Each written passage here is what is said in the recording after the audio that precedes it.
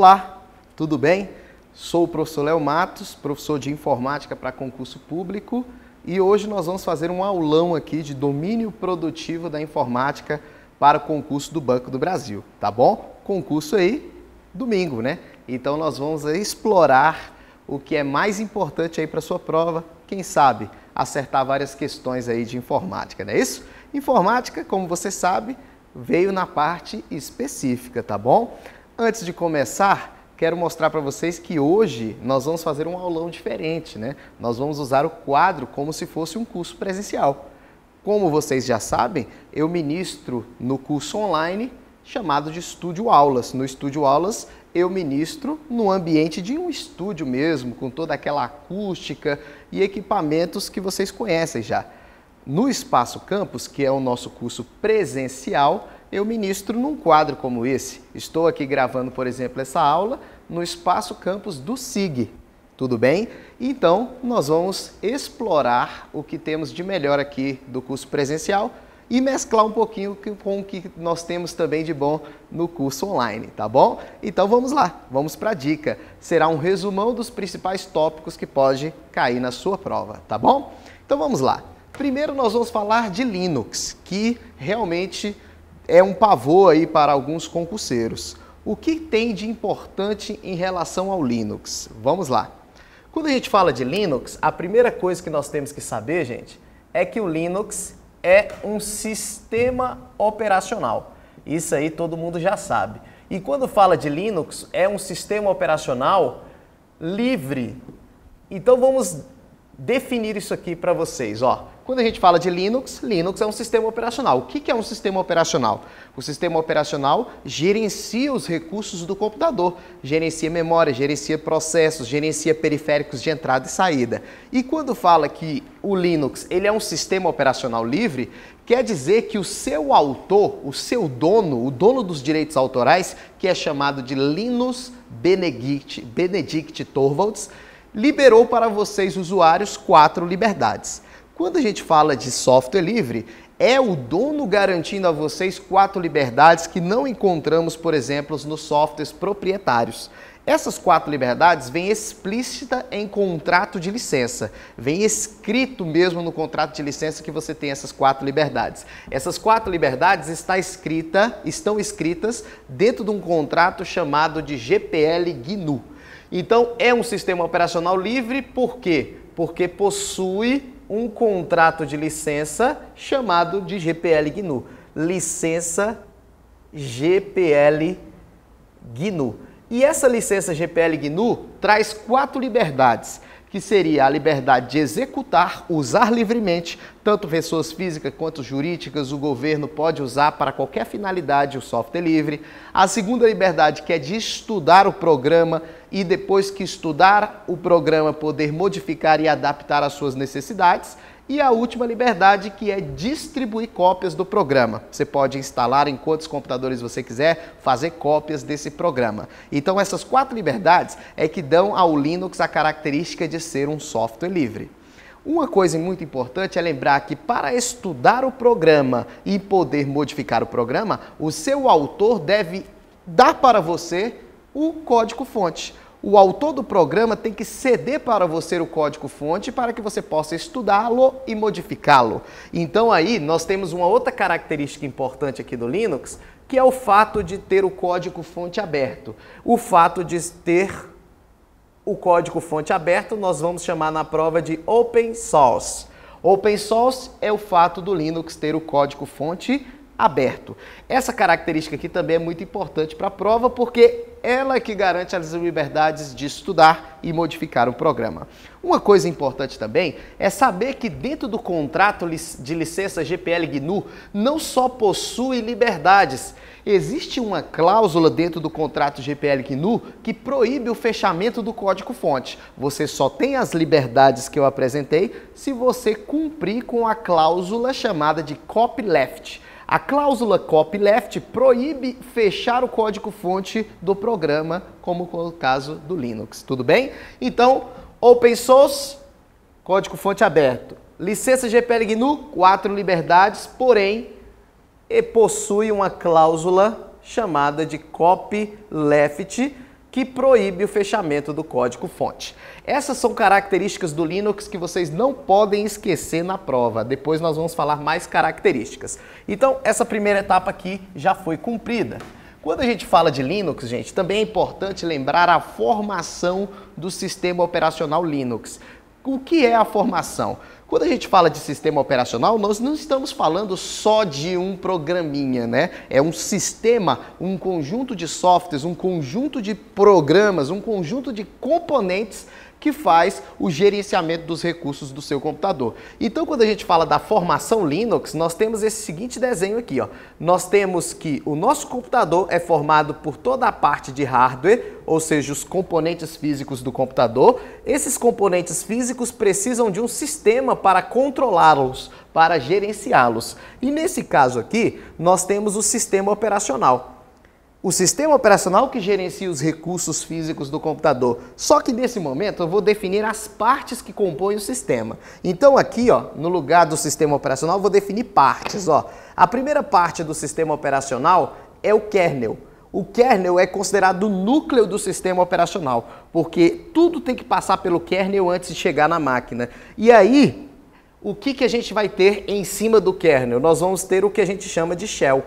O shell é o interpretador de comandos do Linux. Interpreta os comandos que você, usuário, dá ou na tela preta, no ambiente de comandos, ou no ambiente gráfico, que é um ambiente de janelas e ícones. Então, em cima do shell, eu posso desenhar aqui o console de tela preta, que o mais conhecido no Linux é chamado de Bash, e o componente gráfico chamado de GUI. GUI quer dizer Graphic User Interface, ou seja, uma série de componentes gráficos que formam a interface que vocês utilizam no dia a dia. O usuário, que vai estar bem aqui, ele pode decidir usar ou a tela preta para trabalhar com comandos textuais, ou o ambiente gráfico, que ele pode trabalhar com janelas e ícones. O shell vai interpretar tanto os comandos da tela preta quanto dos comandos gráficos.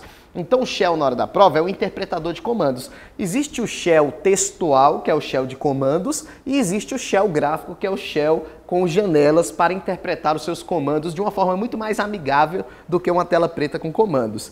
O shell interpreta os comandos, transforma o comando em um processo, envia o processo ao kernel e o kernel gerencia se esse processo vai chegar na máquina ou não. Então o kernel é o núcleo do sistema operacional, o shell é o interpretador de comandos, Bash é um ambiente de tela preta, um console, e GUI, uma série de ambientes gráficos, uma série de componentes gráficos.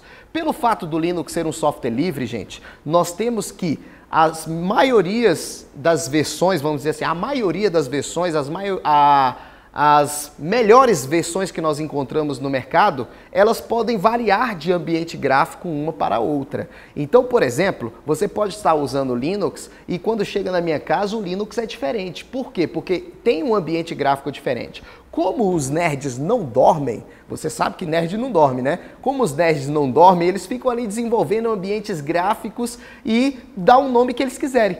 Então surgiu no Linux mais de 50 ambientes gráficos. Mas esses três aqui que eu vou citar para vocês, ó, eles são aqueles mais cobrados, por exemplo, nas provas, que é o sistema de janelas ou ambiente gráfico ou gerenciador de janelas KDE. Nós temos um outro gerenciador de janelas chamado de GNOME e nós temos um outro gerenciador de janelas chamado de Black Box. Esses três são os mais conhecidos componentes gráficos que podem ser acoplados ao Linux para garantir que o Linux tenha um ambiente mais amigável para o seu usuário. Pode ser que na sua casa o seu sistema operacional Linux use o KDE, pode ser que use o GNOME e pode ser que use o Black Box. Isso eu não sei. Então, cadê GNOME está no Black Box? Cadê GNOME está no Black Box? São exemplos de ambientes gráficos que vocês podem usar no Linux. Então, passamos mais essa fase aí. Se você olhar aí na tela, você vai ver que existem alguns ambientes gráficos aí que vocês podem perceber a diferença, tá bom? Vamos olhar aqui na tela? Olha aqui. Vamos olhar nessa tela aqui para a gente entender aonde a gente encontra os ambientes gráficos. Tá vendo aí? Aí nós temos o GNOME. Tá vendo? Nós temos o KDE e nós temos o Black Box. Perceba que a diferença entre eles é exatamente qual? A diferença entre eles é a aparência gráfica. Porém, todos são ambientes gráficos. Vai percebendo aí na imagem. Vai percebendo na imagem, ó. Todos eles são ambientes gráficos. O que muda é a aparência. Se você olhar aí, ó, o Gnome é diferente do Black Box, o KDE é diferente do Gnome, porém, eles são ambientes gráficos, tudo bem? Então, quando falar de Linux, lembre que tem os ambientes gráficos. Uma outra coisa importante do Linux, gente, é lembrar que como existem várias versões do Linux pelo fato de ter o código-fonte aberto, existem empresas motivadas, pessoas motivadas, que baixam o código do Linux na internet e faz modificações criando sua própria versão Linux. Então existe hoje o que a gente chama de distros Linux. Distros Linux é o que a gente chama de distribuições Linux. Distribuições Linux são espécie de versões do sistema operacional Linux. Ou seja, uma pessoa motivada pega o código-fonte, estuda, modifica, adapta a alguma necessidade e dá um nome para esse Linux que ele desenvolveu. O que não pode é fechar o código-fonte de acordo com a cláusula copyleft da licença GPL GNU. Existem algumas distribuições, como vocês vão ver aí no telão, que são muito importantes para a nossa prova, porque elas são bem conhecidas no mercado. Olha lá, dá uma olhadinha aí. Ó. Nós temos as distribuições Conectiva Linux, Kurumin, Fedora, Red Hat, Slackware, Turbo Linux, Ubuntu, Mandrake, Debian, SUSE e Mandriva. Ou seja, essas são as distribuições mais conhecidas, essas que eu estou mostrando para vocês aí no telão. Então, essas distribuições podem estar na sua prova. O que tem em comum essas distribuições? Todas têm o mesmo kernel de funcionamento, todas têm o mesmo núcleo de funcionamento, que é o kernel Linux. Todas têm Linux no seu código. O que muda de um para o outro é que um tem uma aparência diferente, um usa Gnome como aparência, outro usa KDE como aparência. Ou seja, eles mudam de aparência, de ferramentas e às vezes até de finalidade de uso. Porém, todos são Linux. E essas são as distribuições Linux. Do Linux também, gente, é importante vocês lembrarem mais uma coisa também. Eu posso instalar o Windows da Microsoft e o Linux na mesma máquina, no mesmo disco? Sim. Ou seja, aqui eu tenho o HD do computador.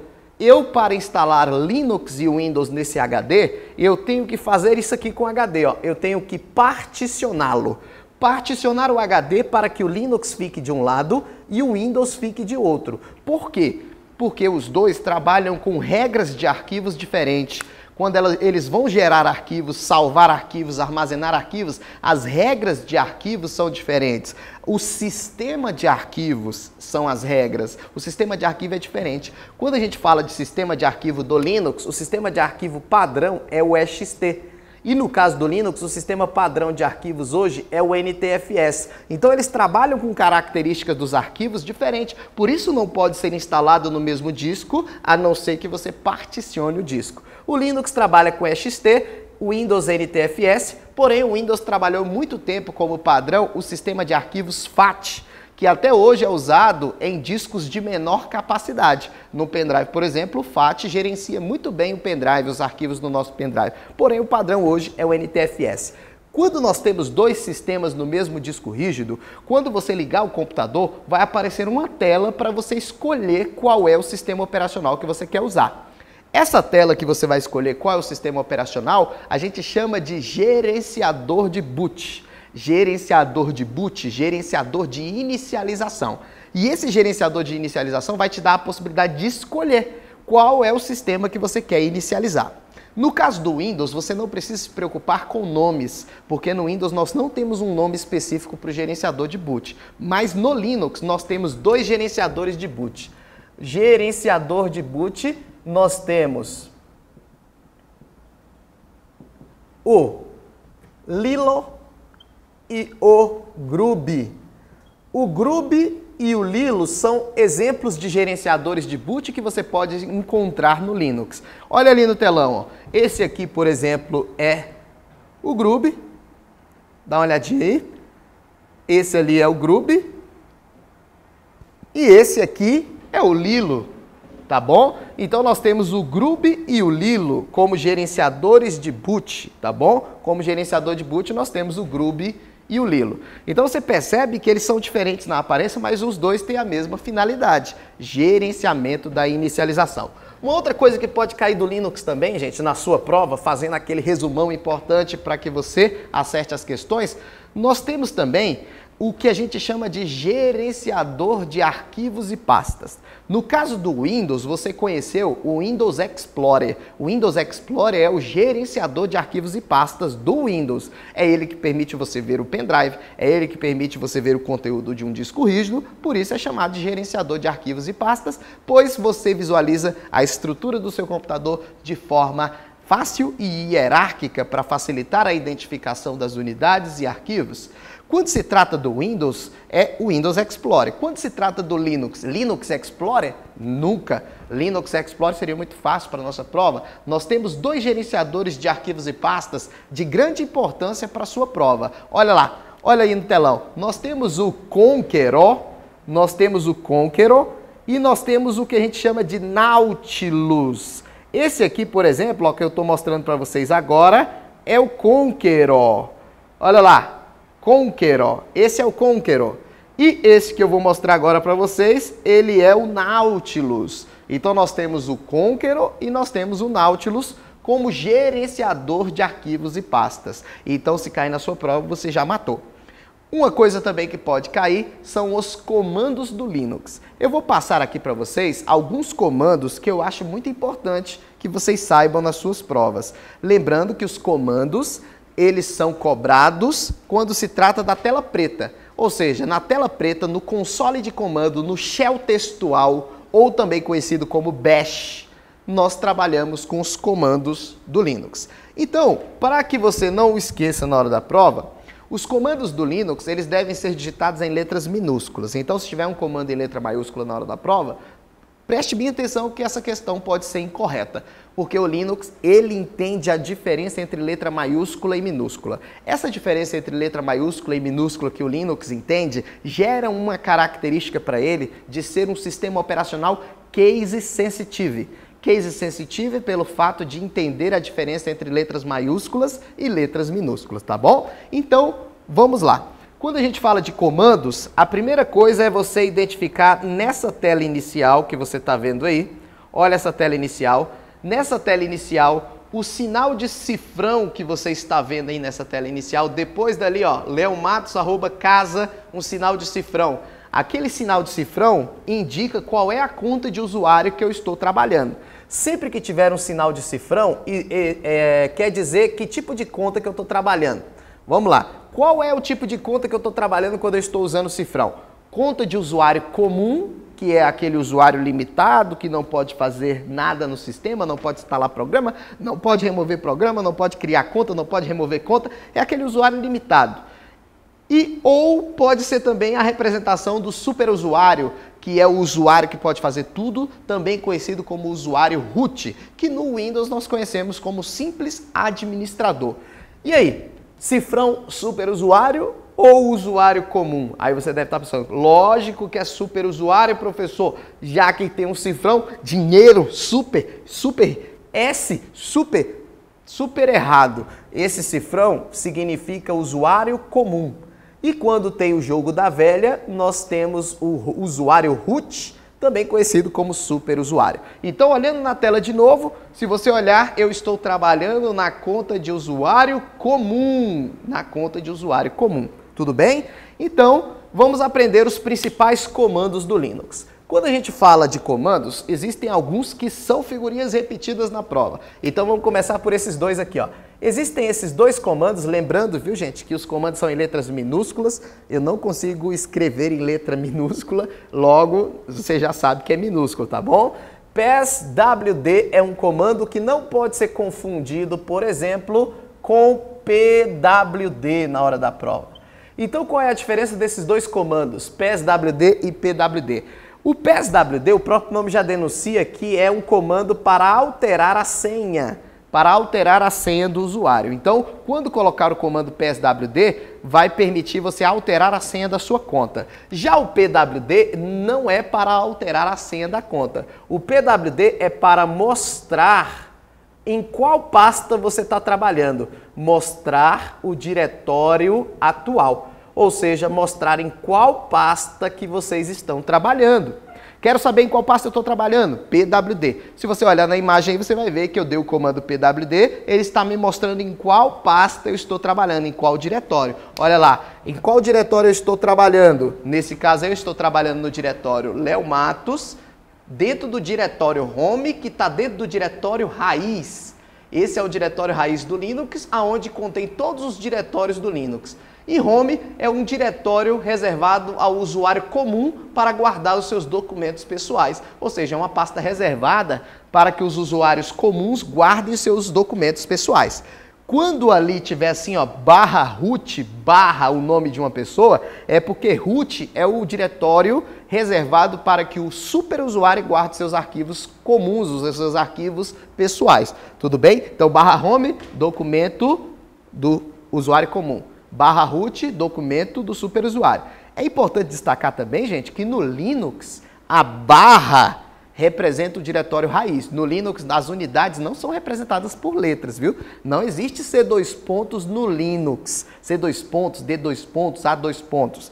No Linux existem pastas representando as unidades. Uma pasta que representa o pendrive, uma pasta que representa o CD, uma pasta que representa o drive de uma gravadora de CD. Ou seja, não existem unidades representadas por letras. Tá bom? Isso é coisa do Windows. No Linux, representado por pasta. E sempre que aparecer uma barra, é a representação do diretório raiz. Tudo do Linux está dentro do diretório raiz. Todos os diretórios estão dentro do diretório raiz. É o diretório principal do Linux. E aí uma outra coisa importante, antes de falar dos comandos, é que você está acostumado a ver isso aqui no Windows. Ó. C2 barra invertida.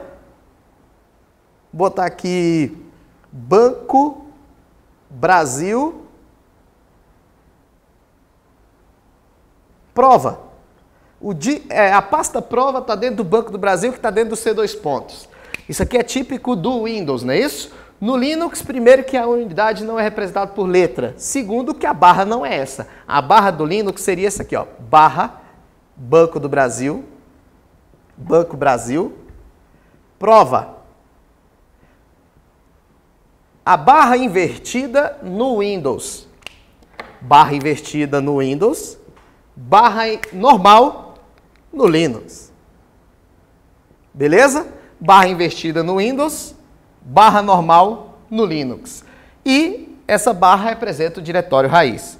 Para ficar fácil de lembrar, para você não ficar confundindo, você vai lembrar assim, ó. Linux, Windows.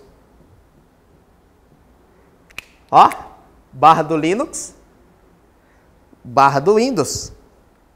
E aí?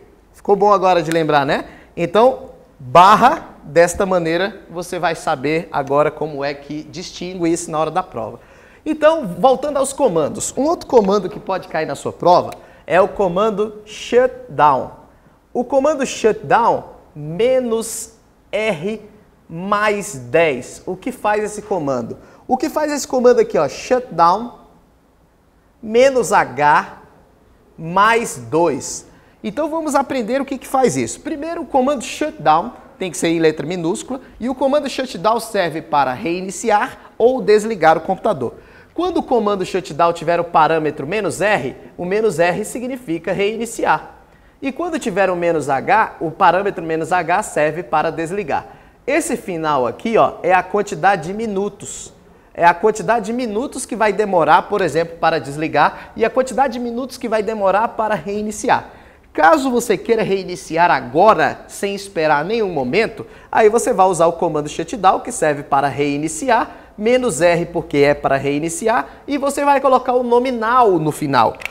Esse now quer dizer reiniciar agora. Esse comando pode cair na prova. Então o comando shutdown serve para reiniciar ou desligar o computador. É outro comando que vai estar presente aí nas possibilidades de cair na sua prova, tá bom?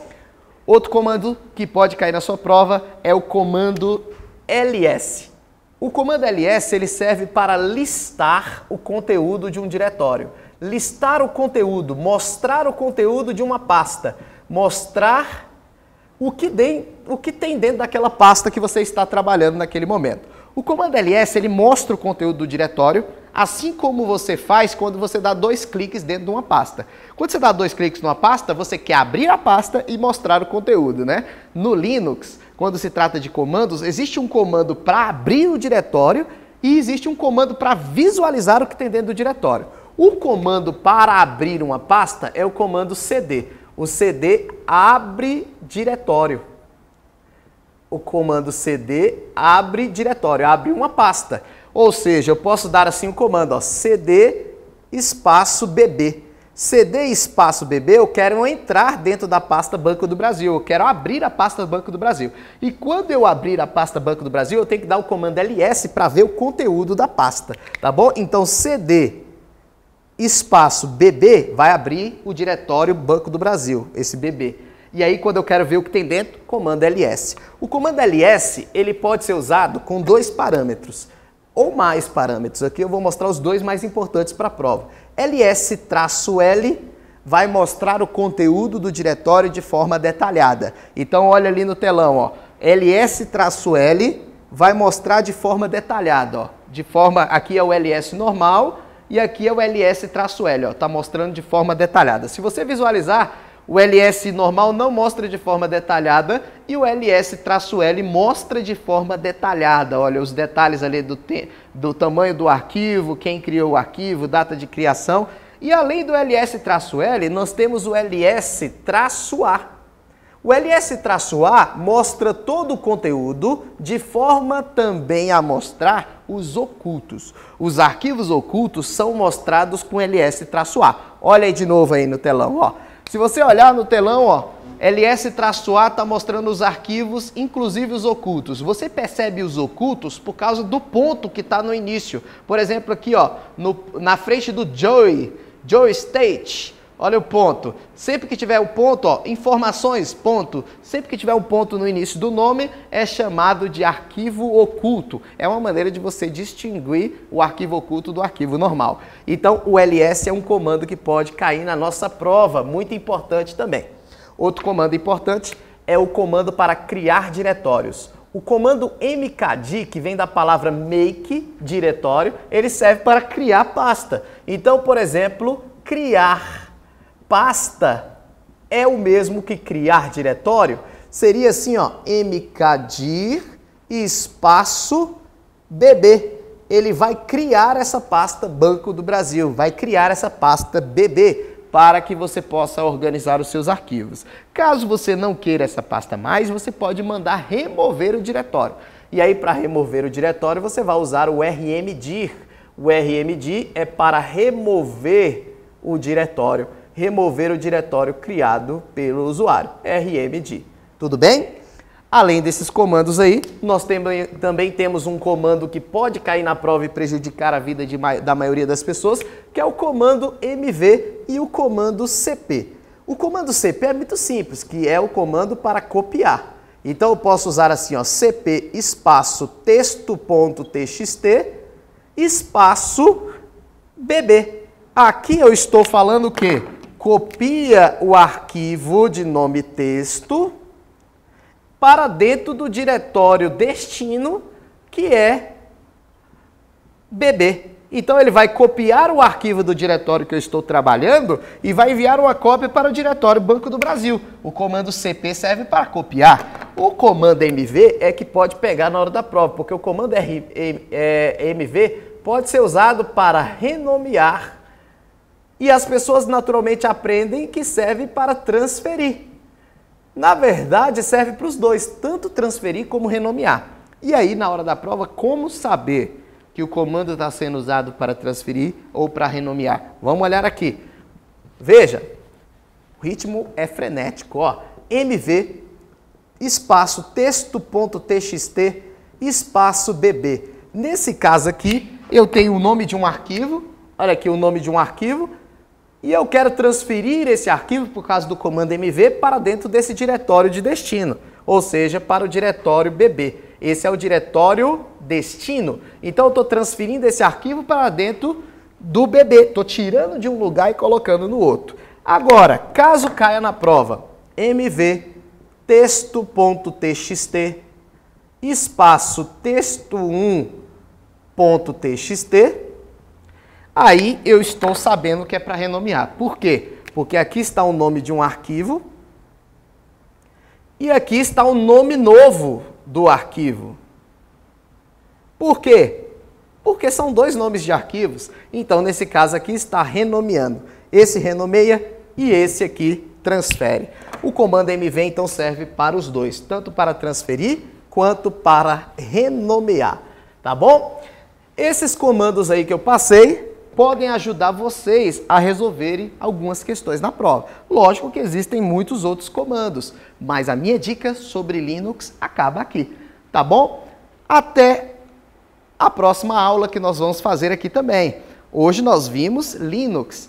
Amanhã você vai ter também essa aula de Windows e no decorrer até o dia da prova eu vou disponibilizando algumas aulas gratuitas para vocês aí, para que vocês se saiam muito bem nessa prova do Banco do Brasil. É um presente do Estúdio Aulas, é um presente do Espaço Campus e também um presente do professor Léo Matos para que você realmente seja bem sucedido aí na sua prova. Abraço e continua esperando aí os próximos vídeos para que você assista. Caso já esteja assistindo esse vídeo aí no YouTube, com certeza vai ter a continuação dele aí. Beleza? Abraço para vocês.